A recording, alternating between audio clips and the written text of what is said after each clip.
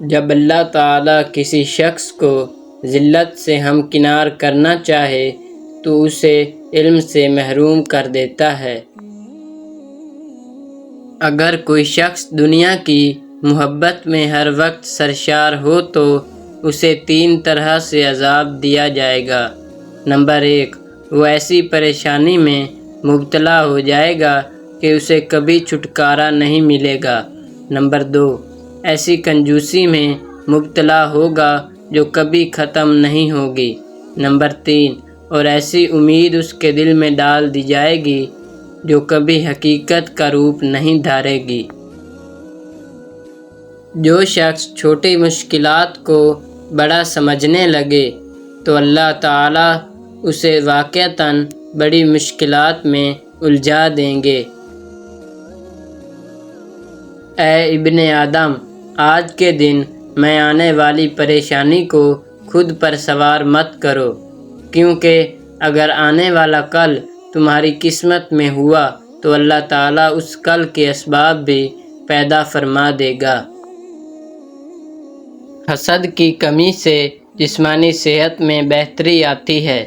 حسد انسانی جسم میں ایسا زہریلا مادہ پیدا کرتا ہے جو جسم کی قدرتی طاقت کو تباہ کر دیتا ہے۔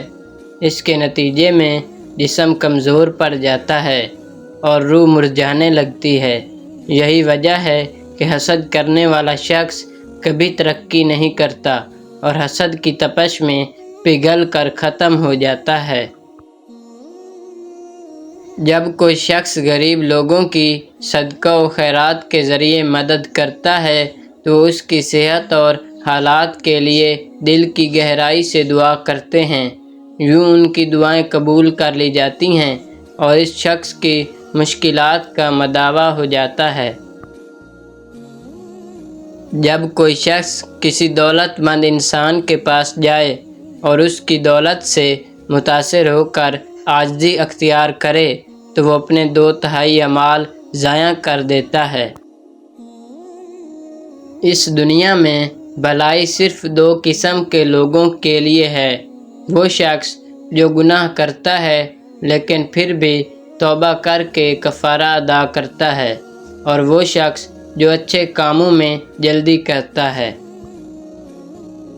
یقیناً ہر نعمت میں اللہ تعالیٰ کا حق ہوتا ہے۔ اگر کوئی شخص اس حق کو ادا کرے تو اللہ تعالیٰ نعمت میں اضافہ فرما دیتا ہے، اور اگر کوئی شخص اس نعمت کی ادائیگی میں غفلت برتے تو امکان ہے اس سے وہ نعمت چھن جائے۔ جس شخص میں برداشت کا عنصر موجود ہو وہ کامیابی پا کر ہی رہتا ہے، بھلے کامیابی بہت دیر بعد ملے۔ غم زدوں کو سکون دینا اور ان کی مشکلات میں ان کی مدد کرنا بڑے گناہوں کا کفارہ بنتا ہے۔ اللہ تعالیٰ کی جانب سے دی گئی نعمتوں کا درست استعمال کرنے کی بجائے انسان ان کا استعمال اللہ تعالیٰ کے خلاف گناہ کے کاموں میں کرنے لگے تو یہ نعمتوں سے انکار اور ناشکری کا سب سے اونچا درجہ ہے۔ دوست وہ ہوتا ہے جو اپنے ساتھی کی 3 مواقع پر حفاظت کرے: اس کے مشکل وقت میں، اس کی عدم موجودگی میں اور اس کی موت کے وقت۔ اگر کوئی شخص دنیاوی معاملات میں غمگین ہو تو وہ اللہ تعالیٰ کے احکامات پر ناراضگی کا اظہار کرتا ہے۔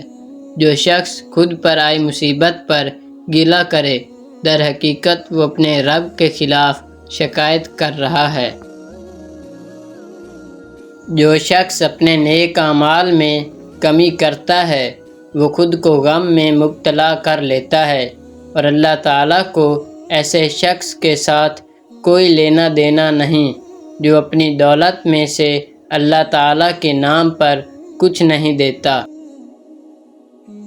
جب آپ غربت میں مبتلا ہو جائیں تو صدقات کے ذریعے اللہ تعالیٰ سے تجارت کر لیں۔